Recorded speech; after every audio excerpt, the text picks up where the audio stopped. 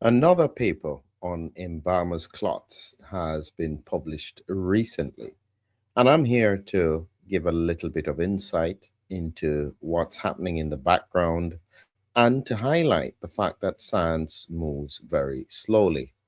Now, it may surprise you to know that I take on difficult topics, topics that are not necessarily accepted or considered appropriate for mainstream narratives. Well, my view is very simple. I look at science. If something is occurring, I want to understand why and what are the implications. So when it comes to unusual clots that embalmers have been seeing, I'm coming from a very unusual perspective. And it is the fact that over 2 years ago, I was quietly contacted by a scientist on the other side of the world who shared with me the fact that they were studying these unusual clots. Nobody else seemed to be interested. And out of that came a number of papers, for which the most recent paper has just been published. And this is looking at Raman spectroscopy, looking at characterization of anomalous intravascular fibrous casts, and the fact that they seem to be beta sheet enriched protein maturation, like amyloid. And the people involved, Greg Harrison, I've interviewed him not so long ago, and Daniel Santiago, I don't think I've met him, but they're from all over the world, USA, Australia, Hungary, and they have been looking in more detail at the characteristics of these unusual clots.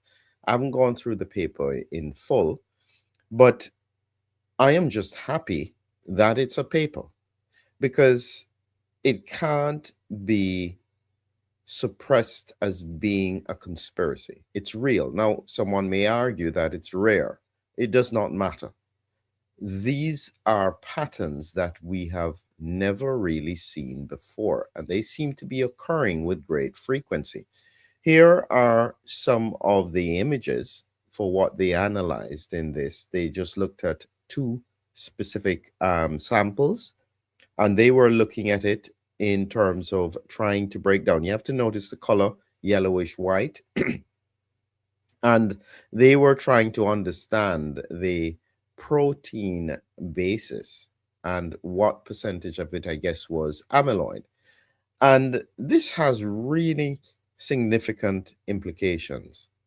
And very few people will probably see this discussion because nobody wants this to be out there. But in my view, if we don't continue to ask the questions, this is not going to lead to an understanding of what happened. I'm going to share with you a short piece of the interview that I had over 2 years ago. And that interview is what has made me keep my finger on this topic about embalmers clots. Not long after I had that interview and I recorded it safely, it has never been published. It's only now that he's coming forward, he's doing his book. He had worked with some of these scientists. I'm just showing you how long it takes and the effort that people have to go through in order to make the science occur. And some of the images that you see here may be a little bit hard to look at. So if you're a bit squeamish, please look away. But I'll share with you a few small snippets from that interview. One day, I'll share the full interview, probably when he's got his book published. Let's take a listen to what we were talking about over 2 years and 3 months, almost 4 months ago, looking at the research they were doing. Of course, mucus is gooey. It's like molasses, you know. So it's a fluid. It's a viscous fluid in a film. Remember that it's a film, and it can't be too thick, or it would stop the oxygen getting through. So it's a very thin micro layer, and the cilia are moving it all the time. but this has penetrated that extremely thin film, and it's adhering to, and it's just filling up. And if you look at the left-hand side of the screen in the middle, you'll see there's like two fingers coming out, like a little bunny ears. So see, you've got the little bunny ears directly under the R. See, you've got bunny ears and then another piece with bunny ears on it. That is showing you the size of the vessel it grew to fill. And if you look at the second one down, which is almost the middle of the screen, you'll see that back from the bunny ears, there's little nodules. Other side, go to the other side. Go to the other side with your mouse. Other side, over here, up, up, up, up, up, up, up, left, left, left, left, left, down a fraction, down a fraction, down, down, down, down. That one, there. The nodules are right there. There's big nodules and then micro nodules. So if you move towards the center of the screen, you'll see all them. There's the micro nodules. So it's growing. It's growing, or not growing is the wrong term because it implies. I'm just going to pause it here because, as I said, this was a very important recording that I kept safe because I knew the significance of it. And it's a highlight that people have been looking at this for some time. And when we think about what is happening, in my view, as I said, we have to try and understand the science because it's relevant to what is happening at population level. Even if it's happening in a few people, as some people think, those few people, if these clots form, will die. And so you can't ignore the mechanisms behind them. And I've been doing multiple presentations looking at potential mechanisms, amyloid formation, involvement of THBS monocytes. I was looking at G6PD deficiency to cause red blood cells to lyse and for hemoglobin to be free, to be bound in these clots. There are so many layers of understanding that you have to be able to get. This next clip that I have shows you what I think is another very important observation, where there is formation of these unusual clots in the lymphatic system. And that I find is very important. I'd forgotten about it until now, and I'll have to try and think as to the implications of it. So again, if you're squeamish, look away and just listen to what we had to say. And as I said, my purpose here is to raise awareness that we have more research occurring. There are scientists across the world looking at the science around the clots here. And this is good because 2 years ago, this was such a concerning interview that I never wanted anyone to know that I was speaking about it. So this is why science moves slowly. You can see how long it takes for something like this to be getting into the mainstream. Listen to this next section, and we'll be seeing a clot forming in the lymphatic system, which I think he wrote about in his paper, which he published a few months ago. And it's just good news that science is finally acknowledging some of this. Let's take a look at this. History that's going on that is going to make you so sick you are going to want to vomit. Would you go and look at your email, please? Where is coming? So here is what I plan to try and do. My approach is to corner the people who are seeing this. I want them to realize that it's technically equivalent to witnessing a murder and staying silent. Of course you want them, yeah, you need them to realize that if this comes out, that you have been seeing this, give them a moratorium that, listen, this is the time to say, you know, this is the time to speak, bring this up. I know everybody's worried. This is the moratorium to try and work it out. Without them doing that at this point, you want them to then realize that in effect, they are going to be at risk themselves. Well, of course they're at risk. Of course they're at risk. Look, I know that. Philip, the reason I reached out to you is because you look like a pretty sensible medic. I'm nearly 70 years old. I've had a life in a whole lot of areas of biology. I have now assembled an international team of scientists who are working around the clock to analyze this stuff. That's not something we can talk about in this recording, but I can tell you that we have gone so far down the rabbit hole, there's no rabbits left. Now, I want you to look at this. This is a person who went to their doctor and very rapidly was diagnosed with stage 4 melanoma of the everything. So what they did out of his left armpit, and this is a person not that far away from me, not as far away as you are. This person then was sent home and they put a 1/2-inch PVC tube into where they took all of the lymph glands and a bolus of tissue, surrounding tissue. So this is the drainage tube. This is what the nurse found when she went to visit him, and he was collecting it in a glass bowl at the bottom. That's the glass bowl. When the nurse saw that, she ran screaming out of the house. The doctor was shattered, but never once did it occur to them that they should be examining this. Now, have a look at how white those ones are. Yeah. Because lymphatic fluid has virtually no red cells in it. It ought not to have a red cell, okay? It doesn't mean that it won't on occasions, but red cells are not allowed there. And these are incredibly white. They are fibrous. Now, one of the things that I did, hello, Pussycat, come on. You can come and have some breakfast. Come on. I'll just pause here again and just to again make you aware. This is what I said 2 years ago, over 2 years ago, when I saw this.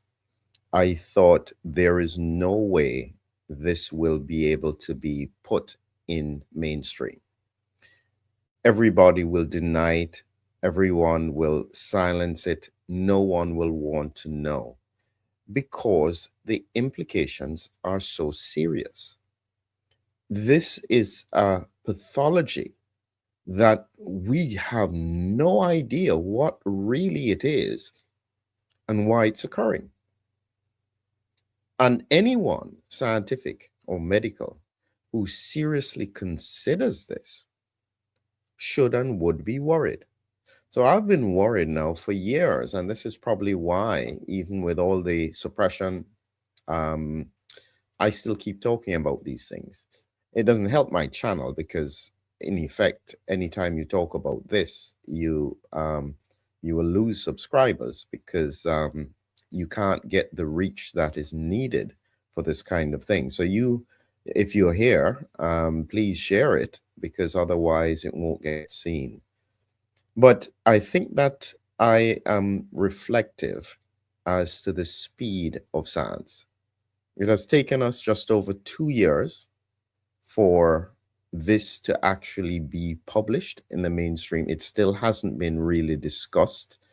And people like Thomas Haviland are continually working in the background. I hope to speak to him. He and another team have done another paper published about what the embalmers have said.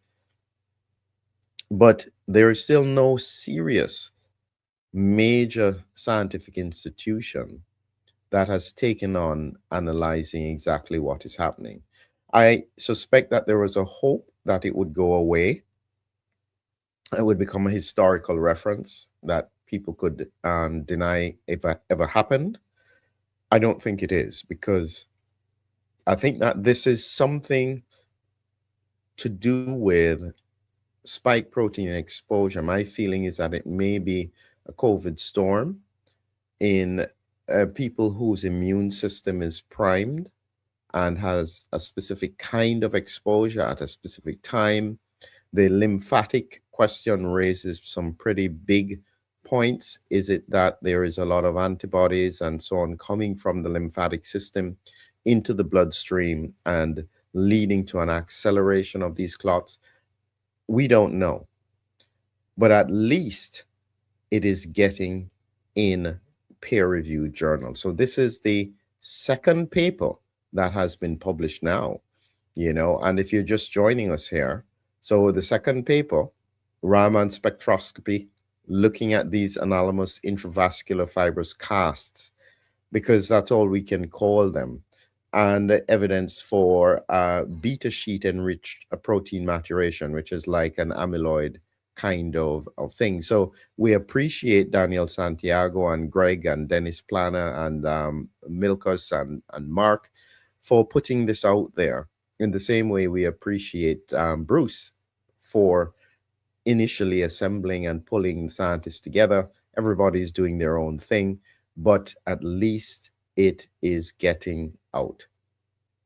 What is needed going forward are pathologists, hematologists, especially immunologists, to take a close look at what they're seeing with regards to the amyloid patterns, the protein patterns, why is it that they form in that way? Why is it that they're not easily seen on angiograms that are happening daily, which is probably suggestive that they may be present but just lining blood vessels. So there are so many layers that we need to be able to understand to get to the scientific source of what is happening. And just remember, this is not about, if you get too far in the political position about trying to blame vaccines, say, for instance, I suspect they are certainly a contributing factor, but the fact that it's still occurring with such a smaller number of people getting vaccinated suggests to me that it may be a combination of things. But there are so many things that industry politics has to lose that they may not want to look at it for those reasons. What you can't afford to do is sideline the medical and scientific community. What you want them to do is to become curious, to start looking, and to just acknowledge the reality that it's there.